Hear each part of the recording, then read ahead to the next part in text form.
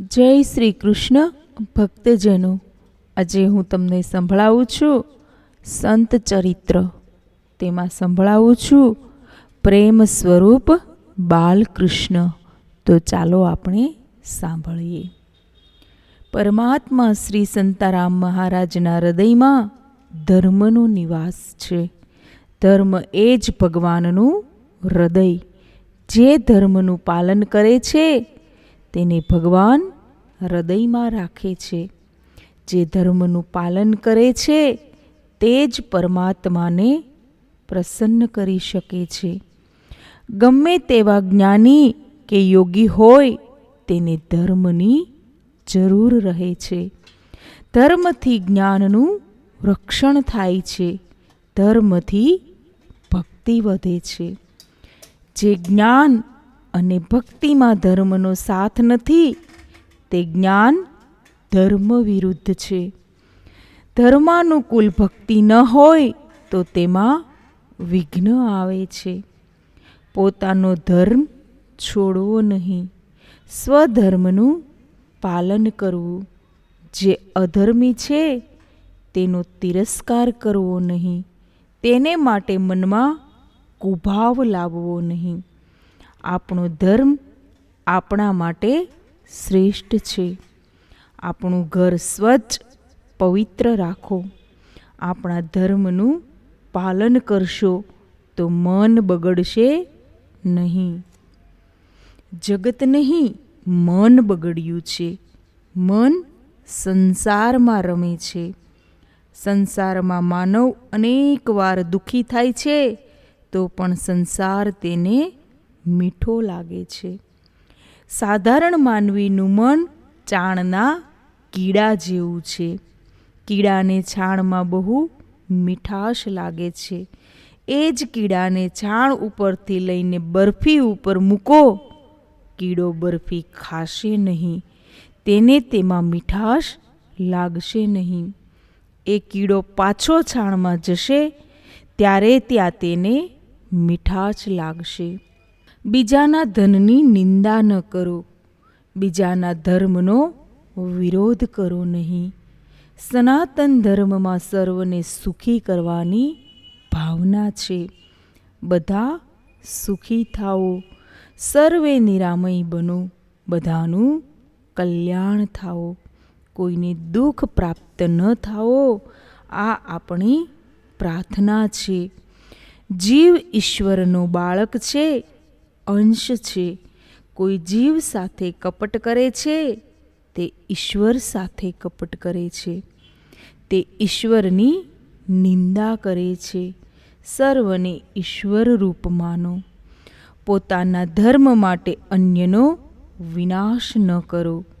સનાતન ધર્મમાં એની પ્રાર્થનામાં મારો કોઈ શત્રુ નથી, હું કોઈનો શત્રુ નથી એવું બોલાય છે. આપણે કોઈ જીવ માટે કુભાવ રાખીશું તો મન બગડશે, ભક્તિમાં વિઘ્ન આવશે. નાસ્તિકનો પણ તિરસ્કાર ન કરો. જે ધર્મ પાળતો નથી તેના માટે ખરાબ શબ્દો ન બોલો. શ્રી રામાનુજાચાર્ય નાસ્તિકો સાથે વાદ કરતા, તેમને ગાળો આપતા, તેમનો તિરસ્કાર કરતા. રામાનુજાચાર્ય મહાજ્ઞાની હતા. એમની પ્રસિદ્ધિ પણ ખૂબ. એમને કોણ કહે તમે નાસ્તિકનો તિરસ્કાર ન કરશો, એમને ગાળો ન દેશો? શ્રી રામાનુજાચાર્ય ભગવાન શ્રીરંગના શિષ્ય હતા. શ્રીરંગજીની પીઠમાં ફોલ્લા ઉઠ્યા છે. શ્રીરંગજીને ફોલ્લા થવાનું કારણ પૂછ્યું. શ્રીરંગજીએ રામાનુજાચાર્યને કહ્યું, તું નાસ્તિકોને ગાળો આપે છે, એમનો તિરસ્કાર કરે છે. આ વચનોના ઘા મારી પીઠમાં વાગ્યા. એ આ ઘા થકી ફોલ્લા પડ્યા. અધર્મ પ્રભુની પીઠમાં રહે છે. ધર્મ અધર્મ, દુર્જન સજ્જન, પવિત્ર અપવિત્ર, સર્વનો આધાર ભગવાન છે. દુર્જનની દુર્જનતાને લીધે સજ્જનતાનો મહિમા વધે છે. આપણા ધર્મમાં શ્રદ્ધા રાખો, આપણી ક્રિયા શુદ્ધ રાખો, મનનો ભાવ ધર્મમય રાખો. સદાચાર ક્રિયા છે, સદવિચાર એ ભાવ છે. ભાવ મુખ્ય છે. ભાવ ક્રિયાથી વધે છે. સદાચાર વિના સદભાવ ટકતો નથી. માનવ આખો દિવસ પાપ નથી કરતો, થોડીવાર માટે પાપ થઈ જાય છે. કસ્તુરીનો હિંગ સાથે થોડો સંગ થાય તો હિંગની અસર તેના પર તુરત જ થઈ જવાની. કુસંગથી બુદ્ધિ અને મન બગડે છે. સદવિચાર ટકાવવા સદાચારની જરૂર છે. શાસ્ત્ર સંમત આચાર તે સદાચાર. વર્તમાન સમાજમાં થોડી સ્વચ્છતાનો દેખાય છે, પણ પવિત્રતા નથી. સ્વચ્છતાનો સંબંધ તન સાથે છે, પવિત્રતાનો સંબંધ મન સાથે છે. ભગવાન માનવના તનને, તેના કપડાને જોતા નથી.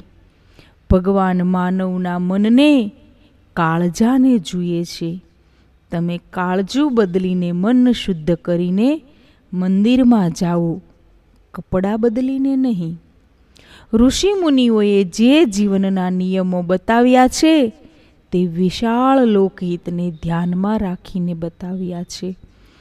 ઋષિ મુનિઓમાં વિશ્વાસ રાખો. ઋષિ મુનિઓ અલ્પબુદ્ધિ, સ્વાર્થી ન હતા. તેઓ મહાન બુદ્ધિમાન તપસ્વી હતા. તેમણે સ્વાધ્યાય, મનન, ચિંતન બાદ વિચારપૂર્વક ગ્રંથોનું સર્જન કર્યું છે. સદાચારની મર્યાદા મનને પવિત્ર કરવા છે. સાબુથી હાથ ધોવા તે સ્વચ્છતા છે. માટીથી બરાબર ઘસીને હાથ ધોવા તે પવિત્રતા છે. આપણો ધર્મ શ્રેષ્ઠ છે. આજે મન બગડ્યું છે, જીવન વિલાસી બન્યું છે. સુખ તો મળે છે, પણ બધાનું મન બહુ અશાંત થયું છે. મન એટલે અશાંત બન્યું છે કારણ કે પવિત્ર રહ્યું નથી. આપણા ઋષિ મુનિઓ તપ, ત્યાગથી નિષ્પૃહ રહીને ઝાડની છાયામાં શાંતિથી બેસતા. આવા શાંત, પવિત્ર, તપસ્વી, જ્ઞાન સંપન્ન ઋષિ મુનિઓ પાસે રાત્રે પોતાનો મહેલ છોડીને રાજા સામેથી દર્શન કરવા આવતા. રાજાઓને, શ્રેષ્ઠીઓને આવા નિર્મળ હૃદયના શાંત ઋષિ મુનિઓના સાનિધ્યમાં બેસવાથી પવિત્ર, શાંત વાતાવરણનો અનુભવ થતો. ઋષિ મુનિઓ સંપત્તિ નહીં, સદાચાર પ્રબોધતા. સદાચાર એ પાયો છે. સદવિચાર એ બંગલો છે. સદાચાર રાખો તો બુદ્ધિમાં કાયમ સદવિચાર ટકશે. ઋષિ મુનિઓના શાસ્ત્રોમાં વિશ્વાસ હતો. આચાર ધર્મ સર્વપ્રથમ છે. લઘુશંકા, ગુરુશંકા કરવા જાઓ તો ત્યાં પણ હાથ પગની શુદ્ધિ કરવી પડે. 5 પાણીના કોગળા કરવા પડે. મનની પવિત્રતા બહુ જરૂરની, તો શાંતિનો અનુભવ થશે. આપણા સનાતન ધર્મના 16 સંસ્કારનું મહત્વ છે. માના પેટમાં બાળક આવે ત્યારથી સંસ્કારનું કાર્ય શરૂ થાય છે. છોકરો જન્મે તેનાથી નહીં, સત્ય પુત્ર થાય તેનાથી સુખ મળે છે. ગર્ભાધાન સંસ્કાર, જાતકર્મ, નામકર્મ આ બધા સંસ્કાર છે. પાણીને ગાળીએ એ તો તેનો સંસ્કાર છે. ઝાડુ વાળીએ એ ભૂમિનો સંસ્કાર છે. સંસ્કારથી નવી શક્તિ ઉત્પન્ન થાય છે, શુદ્ધિ થાય છે. આજે આપણે આપણા 16 સંસ્કાર ભૂલ્યા છીએ. સંસ્કારના અભાવે પાપી પ્રજા ઉત્પન્ન થવા લાગી. કાળ નથી બગડ્યો, માણસનું કાળજું બગડ્યું છે. ગર્ગાચાર્ય ગોકુળમાં આવ્યા છે. નંદજીને ત્યાં વૃદ્ધાવસ્થામાં સંતાન પ્રાપ્તિ થઈ છે. નંદજી ગર્ગાચાર્યને બાળકના નામ સંસ્કાર કરવા કહે છે. નામ સંસ્કાર એ ધાર્મિક વિધિ છે. વિધિમાં ધર્મ મુખ્ય છે, લૌકિક રિવાજ ગૌણ છે. વરઘોડો એ ધાર્મિક વિધિ નથી. ધાર્મિક વિધિ માટે પૂરો સમય ફાળવો, તેમાં ઉતાવળ કરો નહીં. નંદ બાવાએ લૌકિક રિવાજને નહીં, ધાર્મિક વિધિને મહત્વ આપ્યું. નામ સંસ્કાર વખતે દેવોને આહુતિ આપી, નક્ષત્રોની પૂજા કરી, સોનાની સળી મૂકી. નામ સંસ્કાર પછી બાળકનું નામ પાડવામાં આવે છે. નામ પરથી માતા પિતાના બુદ્ધિ સ્વભાવની પરીક્ષા થાય છે. બાળકનું નામ એવું રાખો જે સાંભળવાથી ભગવાનનું નામ સ્મરણ થાય, ભગવાનની યાદ આવે, સત્કર્મની પ્રેરણા થાય. રોહિણીની ગોદમાં જે બાળક, તેનું નામકરણ બલરામ એવું કર્યું. આ બાળક બળવાન થશે, લોકોને સુખી કરશે એમ કહ્યું. યશોદાની ગોદમાં બાળક, તેના માટે કહ્યું કે આ દીકરો નારાયણ સમો છે, ભગવાન નારાયણ જેવો દેખાય છે, નારાયણ સમાન શ્રી કૃષ્ણ છે એવો અર્થ શ્રીધરજીએ કર્યો છે. વૃંદાવનના સંતોએ કહ્યું છે શ્રી કૃષ્ણ સમાન નારાયણ છે. ટૂંકમાં ભગવાન નારાયણ અને શ્રી કૃષ્ણ એક છે. તત્વથી શ્રી કૃષ્ણ અને નારાયણ એક છે. શ્રી કૃષ્ણ દ્વિભુજ છે, નારાયણ ચતુર્ભુજ છે. શ્રી કૃષ્ણ કથા પ્રેમની કથા છે. જ્યાં વિશેષ પ્રીતિ ત્યાં મમતા થાય છે. ગોપી કહે છે, મારા બાલકૃષ્ણ મને નારાયણ કરતાં વધુ ગમે છે. નારાયણ તો રાજા જેવા છે, એ તો અભિમાનમાં ઊભા હોય તેવું લાગે છે. બાલકૃષ્ણ તો ગોપીની પાછળ પાછળ આવે છે. બાલકૃષ્ણ પ્રેમ સ્વરૂપ છે. ગોપી કહે છે કે નારાયણ શંખ વગાડે, જ્યારે બાલકૃષ્ણ બંસી વાદન કરે છે. વાંસળી વાગતા જ હિંસક પશુઓ, વાઘ, સિંહ ઇત્યાદિનું ભૂત પ્રેતનું હૃદય પીગળે છે. વાંસળી પ્રેમી ભક્તોનું આકર્ષણ કરે છે. ઘણા ભાગે દેવોના હાથમાં શસ્ત્ર હોય છે.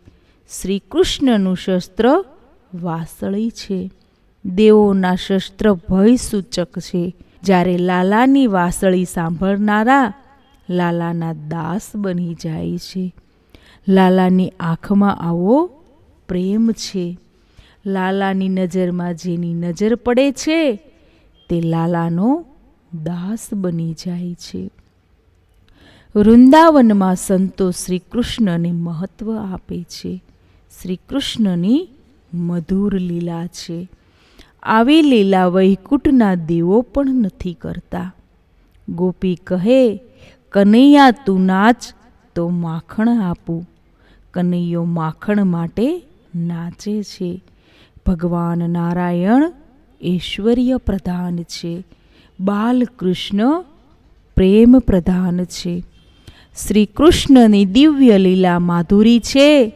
દેવો પર સ્ત્રીથી ગભરાય છે. કનૈયો બાળક છે, તેના માટે કોઈ પર સ્ત્રી નથી. માખણ વેચવા નીકળેલી ગોપી માર્ગમાં બાલકૃષ્ણને જોતા જ ભાન ભૂલે અને માખણને બદલે બોલે, માધવ લ્યો રે માધવ, હું તો માધવ વેચંતી વ્રજનારી. જેની બુદ્ધિમાં ભગવાન, તેની મટુકીમાં માધવ દેખાય છે. બાલકૃષ્ણ માર્ગમાં પ્રગટ રૂપે ગોપીની સાડી ખેંચવા લાગ્યા. ગોપીની બહુ ઈચ્છા છે મને બાલકૃષ્ણ મળે. ગોપી બાલકૃષ્ણની ચેષ્ટાથી બહારથી તો બહુ ગુસ્સો બતાવે છે, પરંતુ અંદરથી પ્રેમ બતાવે છે. બાલકૃષ્ણ પણ ગોપીને કહે છે, સંકોચ શેનો કરે છે? તું મારી વહુ અને હું તારો ધણી. હું ગોકુળનો રાજા, મને માખણ આપ. ગોપીની ઈચ્છા છે બાલકૃષ્ણને ઘેર લઈ જાઉં અને તેની સાથે વાતો કરું. ગોપી ઘેર જાય છે. બાલકૃષ્ણ તેની પાછળ પાછળ જાય છે. ગોપીનું મન શુદ્ધ છે. બુદ્ધિમાં બાલકૃષ્ણ છે. ગોપી પ્રેમની મૂર્તિ છે. ગોપીની પાછળ ચાલતા લાલાએ પથ્થર લીધો. મને માખણ કેમ નથી આપતી? એમ કહીને માખણની મટુકી પર પથ્થર માર્યો. મટુકી તૂટી. બાલકૃષ્ણ પરાક્રમ કર્યા પછી ભાગ્યા ઘરે. ઘરે જઈને યશોદાને કહે છે, એક ગોપી વાઘણ જેવી છે, એ મને મારવા મારી પાછળ પડી છે. હું ઘરમાં ચાલ્યો જાઉં છું. મને તેની બીક લાગે છે. માખણનું પાત્ર ફૂટવા છતાં ગોપીને લાલા પર પ્રેમ છે.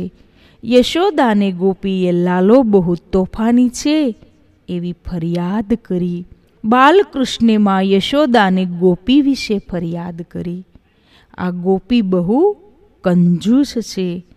3 દિવસનું વાસી દહીં વેચવા નીકળી હતી. આવું દહીં વેચે તો લોકો માંદા પડે. આરોગ્યનું ધ્યાન રાખવાનું કામ મારું છે. તેથી મેં તેની મટુકી ફોડી નાખી. યશોદાએ આવું વાસી દહીં વેચવા બદલ ગોપીને ઠપકો આપ્યો. ગોપીને ઠપકો આપતા કહ્યું, કોઈને કહીશ નહીં કે લાલાએ મટુકી ફોડી. લોકો જાણશે કે આ છોકરો તોફાની છે, તો તેને કોણ કન્યા પરણાવશે? ગર્ગાચાર્યે નામ સંસ્કાર કરીને કહ્યું કે આ બાળક નારાયણ જેવો થશે, એને સાચવજો. ગર્ગાચાર્ય સ્વયં પાકી છે. તે મહાજ્ઞાની સદાચારી છે. આચાર્ય ધર્મમાં જરા છૂટ ન રાખે તેનું મન બગડશે નહીં. ગર્ગાચાર્ય સ્નાન કરે છે. યમુના જળ સાથે લાવે છે. ભોજનમાં ખીર બનાવી. ગર્ગાચાર્યના ઈષ્ટદેવ નારાયણ છે. રસોઈ પવિત્રતાથી બનાવો.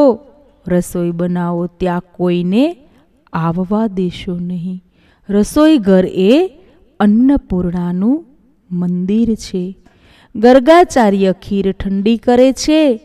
ખીર નારાયણને ધરી તેમનું ધ્યાન ધરે છે. નમો નારાયણ આંખ બંધ કરીને જપે છે.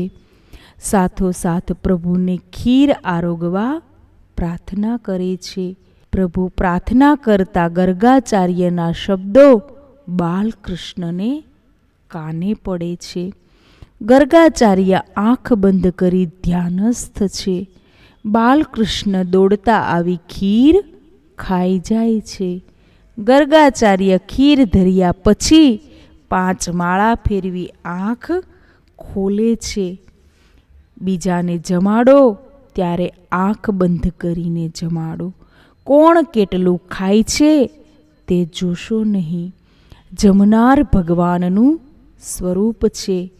તેમ માની આંખ બંધ કરીને જમાડો. ગર્ગાચાર્યે આંખ ખોલી જુએ છે તો બાલકૃષ્ણના મુખમાં ખીર ચોટેલી છે.